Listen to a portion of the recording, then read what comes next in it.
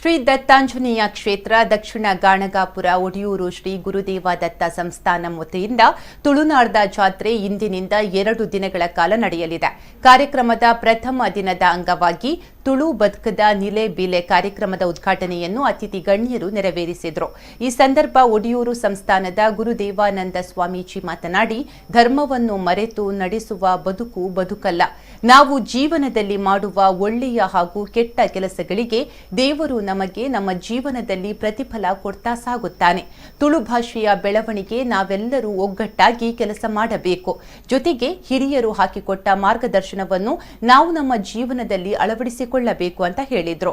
ಬಳಿಕ ಕರ್ನಾಟಕ ತುಳು ಸಾಹಿತ್ಯ ಅಕಾಡೆಮಿಯ ಮುಖ್ಯಸ್ಥರಾದ ಎಸಿ ಭಂಡಾರಿಯವರು ಮಾತನಾಡಿ, ಈ ಕಾರ್ಯಕ್ರಮಕ್ಕೆ ಬಂದು ಭಾಗವಹಿಸಿ ಪಾಲು ಪಡೆದುಕೊಂಡಿದ್ದಕ್ಕೆ ನನಗೆ ಸಂತಸವಾಗ್ತಾ ಇದೆ. ಬಹಳ ಹಿಂದೆಯೇ ತುಳು ಭಾಷೆಗಾಗಿ ನಾವು ಕೆಲಸ ಮಾಡ್ತಾ ಇದ್ದವರು.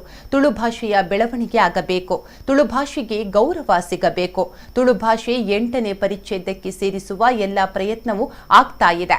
ತುಳು ಭಾಷೆಯ ಬೆಳವಣಿಗೆಗೆ ಏನೆಲ್ಲ ಕೆಲಸಗಳು ಆಗಬೇಕು, ಆ ಎಲ್ಲ ಕೆಲಸಗಳನ್ನು ನಾವು ಶಕ್ತಿ ಮೀರಿ ನಮ್ಮ ಪ್ರಯತ್ನ ಪಡ್ತಾ ಇದ್ದೇವೆ ಅಂತ ಹೇಳಿದ್ರು. ತುಳುನಾಡದ ವಿಷಯ ಮತ್ತು ಎಂದಾಂಡ ತುಳು ನಾಡುಡೊಂಜಿ ಪೊಲಿ ಉಂಡು, ಅವು ಸಂಪತ್ತುಂಡು, ಸಿರಿ ಉಂಡು ಅಂದರ್ಥ. ನಮ್ಮ ತುಳುನಾಡದ ಭಾಷೆಯನ್ನು ಹೊರ ನಮ್ಮ ಸಂಸ್ಕೃತಿನ ತೇರಿನಾಗ ನಂಗೆ ಸುರು ಎದುರು ತೋಜನ ಅಪ್ಪೆಲ್ಲ ಸಿರಿ ಸಿರಿನ್ ಪಂಡ ಸಂಪತ್ತೆ ಬಗದಾಲತ್ತೆ ಐಕ್ ಪಂಡ್ಪೇರೆ ಸಿರಿನ ಬದುಕೆಂಚ ಅಂದಿಕೆಂಡ ಅಧರ್ಮದ ವಿರುದ್ಧವಾದ ಹೋರಾಟ.